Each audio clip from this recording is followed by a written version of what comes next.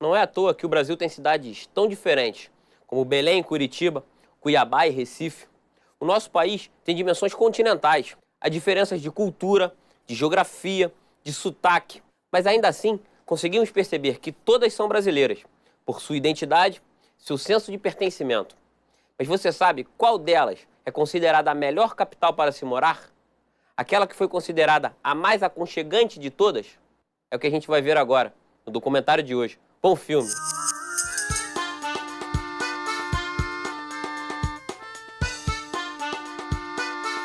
Filmes de família, fotografias, mapas e documentos históricos são instrumentos preciosos da memória. Falam de épocas e lugares que nem sempre podemos conhecer de perto. Por meio desses registros, identificamos as mudanças que o tempo provoca nas pessoas, paisagens e cidades. São pequenos povoados que se tornam vilas, províncias, metrópoles e, às vezes, capitais importantes. Assim foi com Porto Alegre. Modificada pelo tempo, a capital do Rio Grande do Sul cresceu e se modernizou, sem abandonar as suas tradições.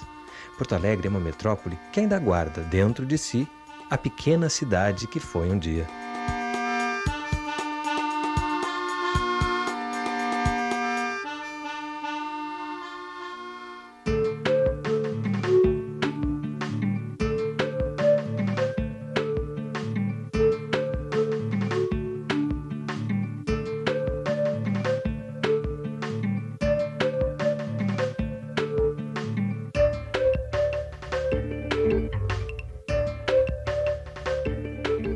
Meu nome é Ana Luísa Azevedo, eu trabalho com cinema já há quase 20 anos. Nasci aqui em Porto Alegre, estudei, fiz faculdade aqui e trabalho aqui. Nós estamos aqui na ponta do gasômetro, né? Bem onde a cidade começou. A usina do gasômetro era o que fornecia a energia para a cidade. Com o tempo, quando já a energia não era mais gerada daqui, essa ponta do gasômetro ficou muito abandonada. E ela só foi retomada quando a usina se transformou num centro cultural. Porto Alegre é como um leque, né? Ela tem essa ponta aqui do gasômetro e ela vai se alargando para a zona sul e zona norte, para lá. E é talvez a única cidade que tenha o centro na ponta. Então aqui é a parte mais antiga da cidade. Reza a lenda e diz os historiadores que os primeiros 60 casais açorianos que fundaram a cidade chegaram por aqui. O primeiro nome dado à região atualmente ocupada por Porto Alegre foi de Porto de Viamão. Em 1740, essa ocupação transformou-se numa sesmaria de nome Porto do Dornelles. Mas foi com a chegada de imigrantes do arquipélago dos Açores em 1752 que se iniciou um verdadeiro povoamento. Trazidos pela coroa portuguesa, 60 casais açorianos se estabeleceram em Porto do Dornelles, que por isso mesmo passou a se chamar Porto dos Casais. O que hoje é Porto Alegre eram, na verdade, 3 sesmarias que tinham sido doadas para 3 militares. A parte principal de Porto Alegre, do início do povoamento dos açorianos, era a sesmaria do Jerônimo de Ornelas, o que hoje é o Bonfim, o bairro Bonfim, o que hoje é o centro de Porto Alegre. Eles sofreram muito quando chegaram, se estabeleceram na beira do Guaíba também, em choupanas, começaram a tentar levar a vida aqui, se abasteciam muito do rio. Então, os primórdios da fundação da cidade, ela está muito relacionada com o rio.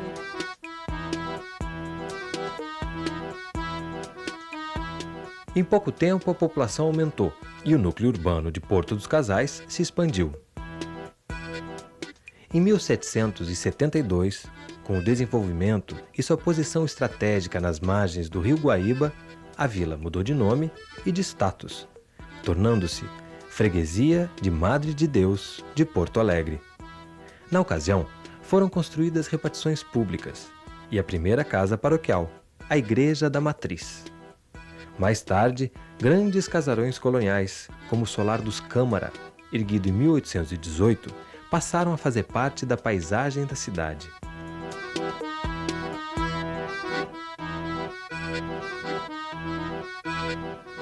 O caminho aberto para esse rápido crescimento, que subia do Guaíba até os altos da praia, foi batizado de Rua da Praia. Desde o início, a rua se firmou como centro comercial da povoação, uma vocação que se intensificou com o passar dos anos.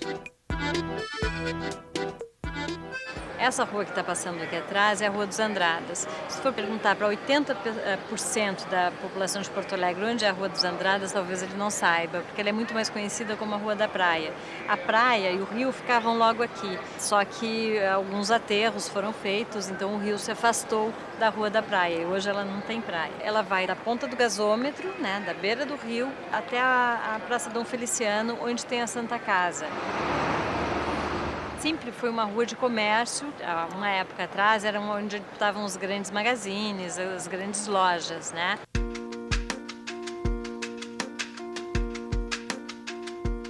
Em 1820, o naturalista francês Saint-Hilaire visitou a cidade e assim descreveu a Rua da Praia. É na Rua da Praia, próximo ao cais, que fica o mercado. Nela se encontram numerosas pessoas, a pé e a cavalo, marinheiros e muitos negros carregando volumes diversos. É dotada de lojas muito bem instaladas, de vendas bem sortidas e de oficinas de diversas profissões. Aqui era a Rua da Praia, né? Agora é a Rua dos Andrades, mas para mim continua a Rua da Praia. Era uma rua bonita, cheia de cinemas, desfilavam moças bonitas aqui, os estudantes saíam das escolas e vinham passear aqui. Todos desfilavam à tarde na Rua da Praia. Antigamente o pessoal se reunia muito aqui, os boêmios, poetas, Mário Quintana gostava muito de passear pela Rua da Praia. O berço da cultura porto-alegrense, na verdade, surgiu aqui, né? Tempos depois da passagem de Saint-Hilaire por Porto Alegre, com a invenção da fotografia, homens como Virgílio Calegari retrataram a vida e as construções urbanas da capital, de forma inédita e intensa.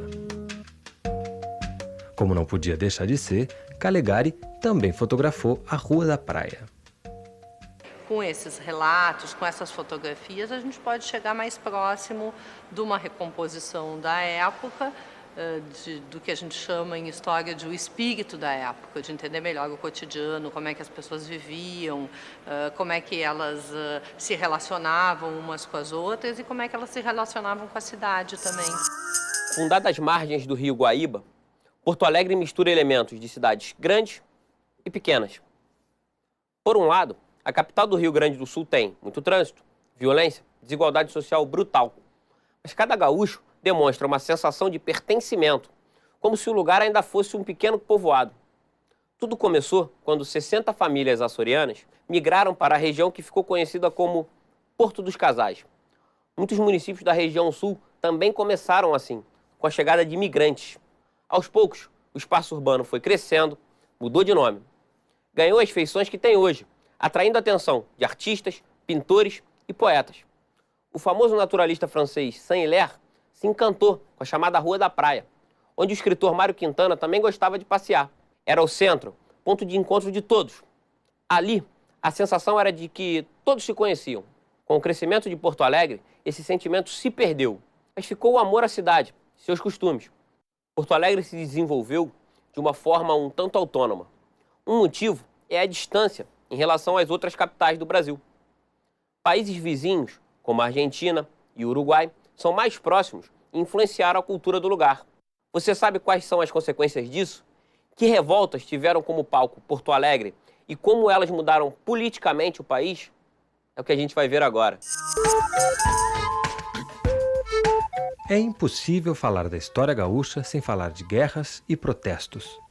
Em 1835, Porto Alegre começava a exercer sua função de entreposto comercial, quando foi invadida por rebeldes liderados por Bento Gonçalves. Era o início da Revolução Farroupilha. Influenciados por ideias liberais e revoltados com os altos impostos cobrados sobre o sal e o charque, os rebeldes queriam independência em relação ao governo central. Durante os 10 anos em que durou a guerra, Porto Alegre foi cercada 3 vezes pelos rebeldes, mas se manteve fiel ao imperador. Por isso, recebeu o título de Cidade Muito Leal e Valorosa. Na verdade, essa revolução foi uma revolução dos estancieiros do Rio Grande do Sul contra o governo imperial, que não lhes apoiava economicamente.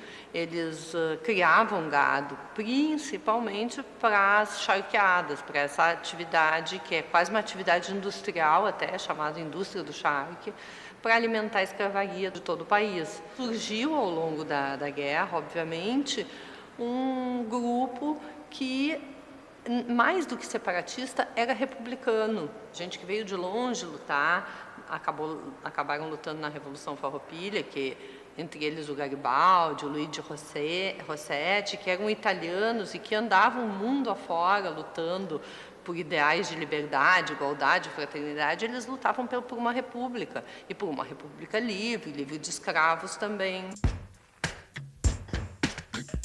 Em 1893, eclodiu outro conflito com ideais separatistas.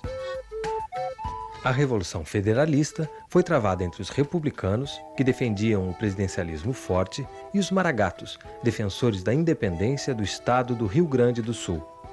A revolta foi marcada por atos de extrema crueldade e se encerrou em 1895, com tumultos na Rua da Praia e a vitória do Partido Republicano. Porto Alegre estava em sintonia com a recém-proclamada República Federativa do Brasil. O Rio Grande do Sul, a cidade de Porto Alegre, também tem essa característica, caracteriza muito pela bipolaridade. Nós temos 2 partidos, 2 times de futebol, e isso é uma característica que vem do período da Revolução de 1893, que foi uma revolução justamente das oposições sul-rio-grandenses contra o monopólio de poder do Júlio de Castilhos, do Partido Republicano Rio-Grandense. Mas, apesar disso, ele vai continuar no poder através do Borges de Medeiros, que vai governar mais de 20 anos o Estado. No período de paz entre o final do século XIX e o início do século XX, houve grande desenvolvimento urbano e transformações profundas na fisionomia da cidade. Nessa época, a Rua da Praia deixou de ser palco de tiroteios e quebra-quebras e tornou-se ponto de encontro de políticos, estudantes, artistas e intelectuais, que se reuniam em cafés, bares e livrarias. Mas a paz durou pouco.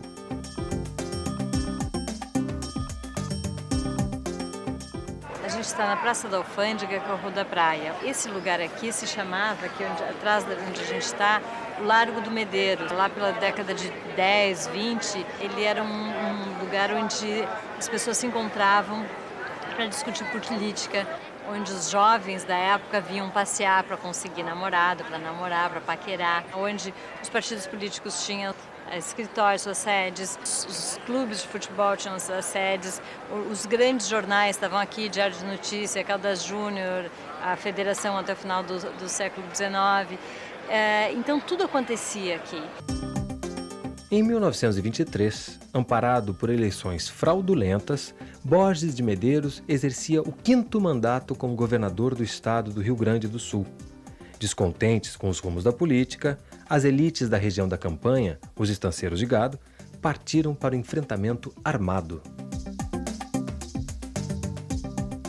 A Revolução de 23 terminou com um pacto entre os chimangos e os maragatos, entre os partidários do partido do Borges de Medeiros, o Partido Republicano Rio-Grandense, e as oposições gaúchas. Nesse pacto, era o Pacto de Pedras Altas, se determinou que o Borges não concorreria ao próximo mandato, em 1925, e que ele indicaria um nome que fosse de consenso entre todos os gaúchos, entre todos os políticos gaúchos. Em 1925, ele indica o nome do Getúlio Vargas. 5 anos depois, um novo movimento armado foi gestado em Porto Alegre. A Revolução de 30 garantiu a posse do político gaúcho Getúlio Vargas na presidência da República. Os primeiros tiros da Revolução foram disparados no quartel-general da Rua da Praia.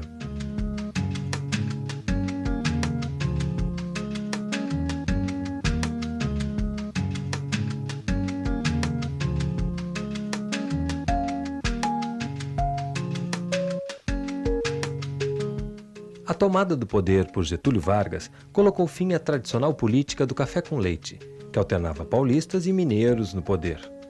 Na presidência, o estadista gaúcho exerceu um comando centralizador e autoritário. O Brasil agrícola monocultor tornou-se um país industrializado e de economia diversificada.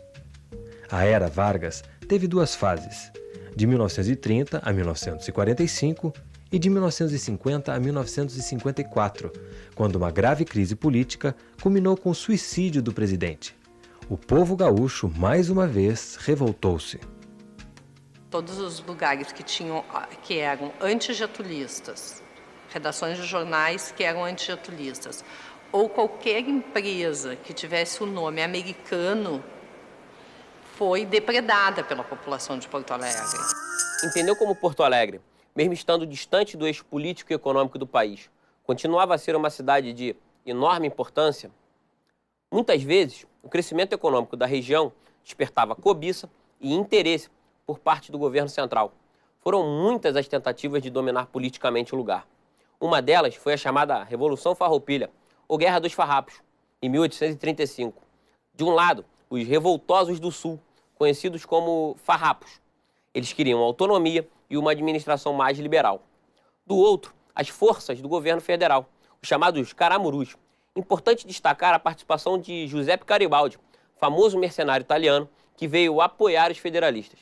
Outro exemplo da importância de Porto Alegre é a Revolução de 1930, liderada por Getúlio Vargas, que partiu da Rua da Praia para mudar os rumos da política do Brasil. A influência de Porto Alegre sobre o Brasil é gigante. Seu povo é politicamente ativo, com níveis de instrução elevados e renda per capita ligeiramente mais alta que a do resto do país. Homens como Mário Quintana, Moacir Scliar e Érico Veríssimo são de lá e têm uma profunda relação artística, sentimental e poética com a cidade. Mas a capital gaúcha também tem uma relação com o mundo. O Fórum Social Mundial aconteceu ali várias vezes. O evento debate a distribuição da riqueza do planeta. Porto Alegre foi escolhida por ser um ambiente de convivência pacífica entre culturas e também por ser fértil em políticas públicas eficientes, com um orçamento participativo. Agora, na última parte do filme, vamos conhecer os grupos de imigrantes que ajudaram a transformar Porto Alegre em uma cidade multicultural.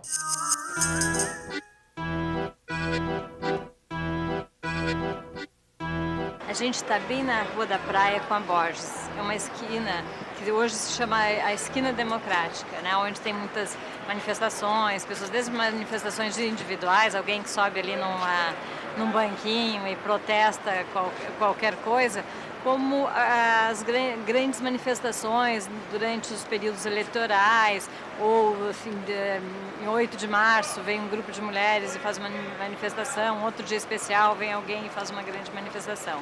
Mas essa esquina, ela também, aqui na volta dela, ela tem uma importância bastante grande na vida cultural da cidade, já desde o final do século XIX, né? Tem aqui a Livraria do Globo, que teve uma grande importância, não só para a literatura do Rio Grande do Sul, como literatura nacional. A editora Globo, que existe desde 1883, ela editou grandes clássicos da literatura universal. A poucos passos da Rua da Praia fica o Mercado Público de Porto Alegre. Inaugurado em 1869, a construção atendeu às necessidades de um período de grande desenvolvimento do comércio entre a capital e a região das colônias italianas e alemãs. Os imigrantes marcaram para sempre a vida no sul do país.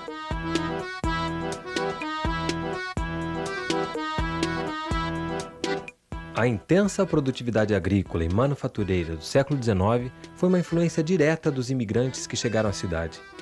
Os alemães trouxeram na bagagem a vocação para o artesanato e a manufatura. Os italianos vieram pouco depois, mas logo imprimiram seus hábitos à vida da região e da cidade, introduzindo técnicas de trabalho no campo, como o cultivo da uva e a fabricação do vinho.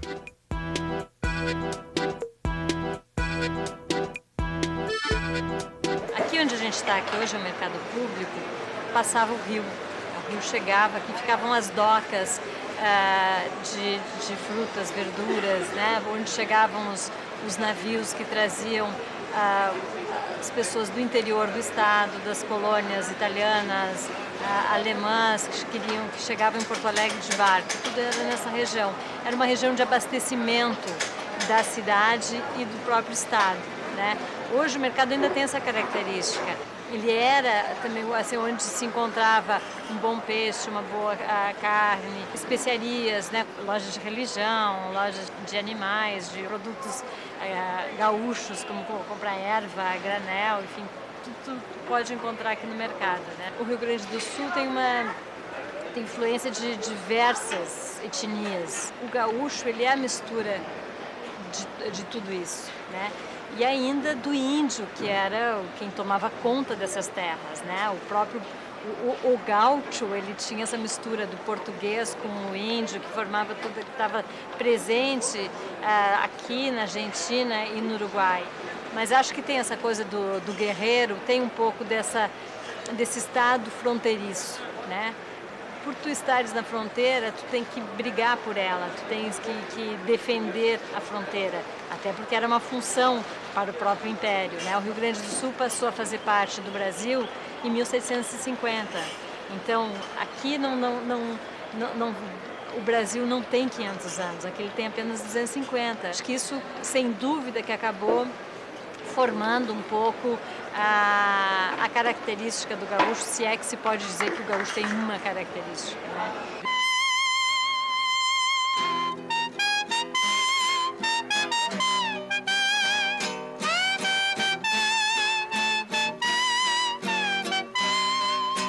O gaúcho gosta muito de churrasco. O povo gaúcho é muito cordial, sabe? Para o chimarrão, um bom carreteiro, uma dobradinha, um feijão, uma feijoada bem feita, é a nossa especialidade do gaúcho, né? CTG é centro de tradições gaúchas.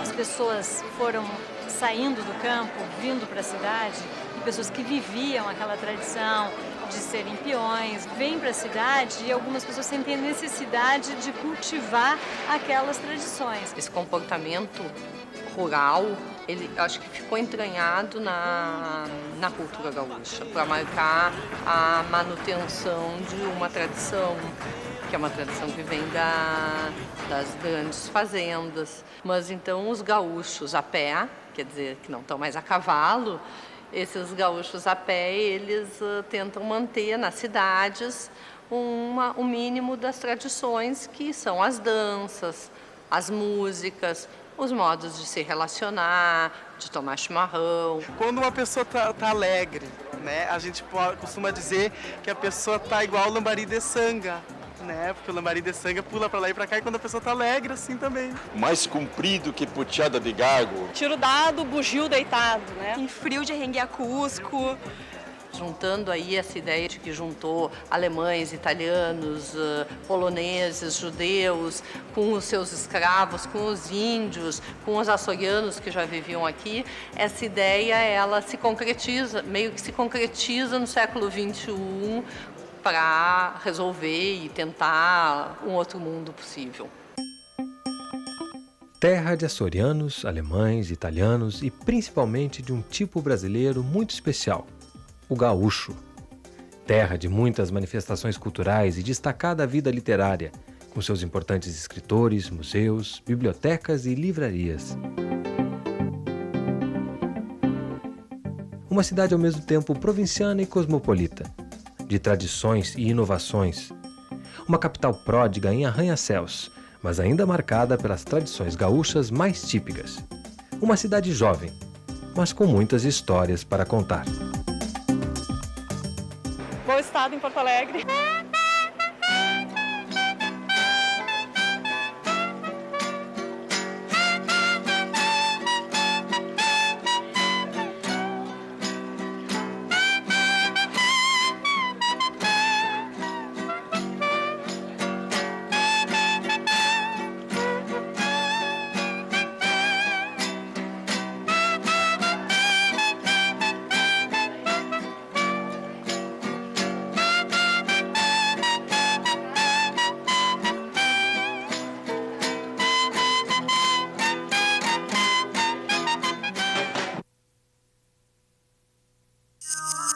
Espero que vocês tenham gostado.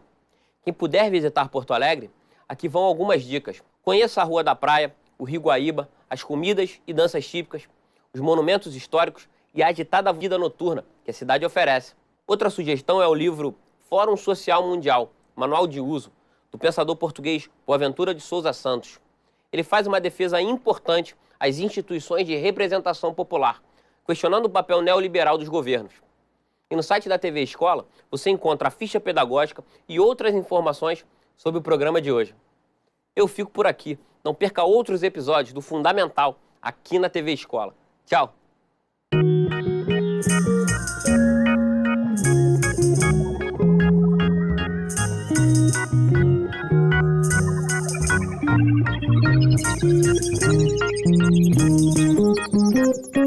Thank you.